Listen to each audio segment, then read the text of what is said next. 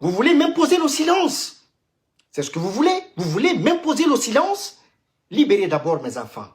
Mamadi Doumbouya, Bala Samoura et Djiba Diakité détiennent encore mes enfants.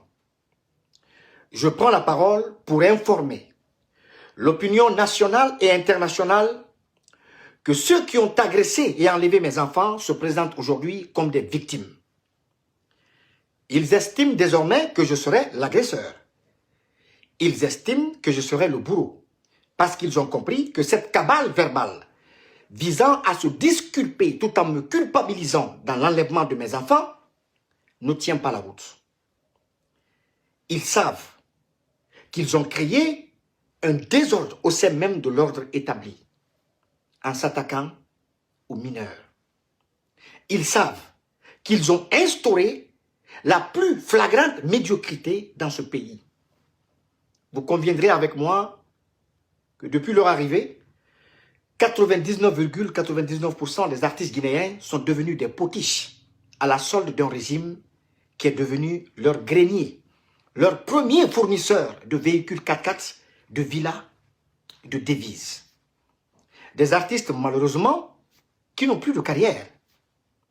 Et cela se comprend aisément au regard de la vacuité de leurs chansons. Des chansons réduites à des louanges quotidiennes du CNRD. Mais ce que je trouve paradoxal dans tout cela, c'est qu'avec tout l'argent qu'ils déboursent pour entretenir ces tonneaux vides, dont le seul rêve est d'ailleurs de posséder un véhicule, aucun d'entre eux n'est capable de défendre convenablement leur bilan. Aucun. D'ailleurs, y a-t-il vraiment un bilan à défendre? Je n'y crois pas. C'est pourquoi tous autant qu'ils sont, lorsqu'il s'agit de défendre les acquis du CNRD, ils se livrent à une monstruosité qui porte directement atteinte à mes parents et à ma famille. Malheureusement, chers compatriotes, cela n'est que le reflet de l'échec de notre système social et éducatif. Je vous l'ai déjà dit. Vous pouvez acheter le Coran et la Bible, mais vous ne pourrez jamais en acheter le contenu. Cela s'apprend. Tout comme vous pouvez acheter tout ton peuple, mais vous ne pourrez jamais acheter sa conviction ni son adhésion sincère. Vous savez, ici, c'est du concret. Là-bas, vous préférez le populisme. Ici, c'est des résultats. Là-bas, vous préférez la mamaya. Ici, c'est des patriotes qui aiment sincèrement leur pays. Là-bas, vous préférez des aventuriers qui gagnaient à peine 1800 € ou 1000 € en Europe. Vous avez acheté, je dis bien acheté avec l'argent du corvéable guinéen, l'adhésion du peuple pour donner l'illusion d'une légitimité comparable à celle des présidents de l'AES. Quel paradoxe. Paradoxe, Doumbouya. Lorsque tu t'attaques à mes enfants, des mineurs que tu prives aujourd'hui d'école, de liberté et de leurs droits fondamentaux. Paradoxe, lorsque pour salir mon image, tu me présentes comme un complotiste, un ennemi exogène de la Guinée, voire un terroriste cherchant à semer la terreur dans son propre pays. Quel paradoxe. Je n'ai ni les moyens, ni les hommes, ni moins les armes. Je n'ai que Dieu, ma foi et ma loyauté dans ce combat que je mène depuis des lustres. Et comme on le dit souvent, quand on veut se débarrasser de son chien, on l'accuse de rage. Paradoxalement, les bourreaux se transforment ou veulent se transformer en victimes. On verra bien. Je profite de cette vidéo pour clarifier un point essentiel. Il s'agit de mon soutien à l'AES. Je voudrais vous dire que mon soutien à l'AES est antérieur à mon divorce politique avec Mamadi Doumbouya. À l'époque où j'ai commencé à soutenir la dynamique de l'AES, lui-même partageait encore cette vision. Et donc, mon soutien n'est que la matérialisation de ma volonté assumée de vivre dans une Afrique libre, digne et souveraine. Il suffit d'écouter mes toutes premières chansons reggae, datant de 2006, 2007, 2008, pour comprendre que ma volonté la plus ardente a toujours été de voir émerger une dynamique fédératrice des États africains sur les plans économiques, militaires et politiques.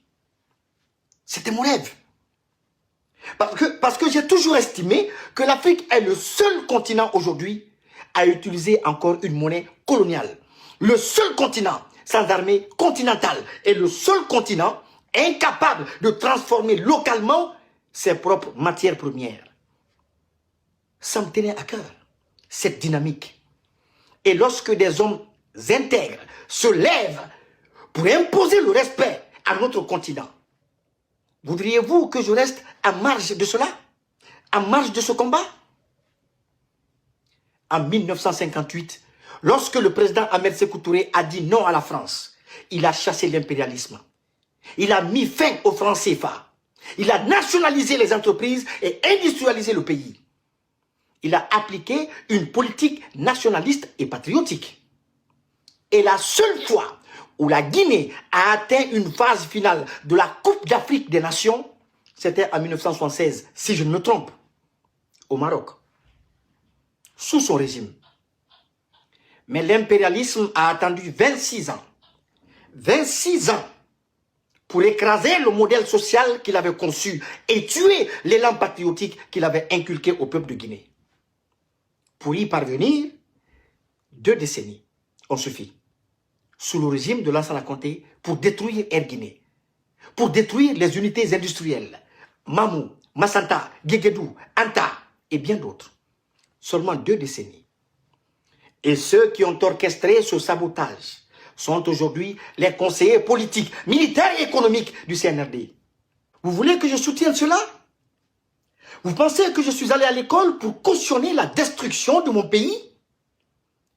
Quelqu'un arrive avec le Coran dans la main gauche et la mitrailleuse dans la main droite.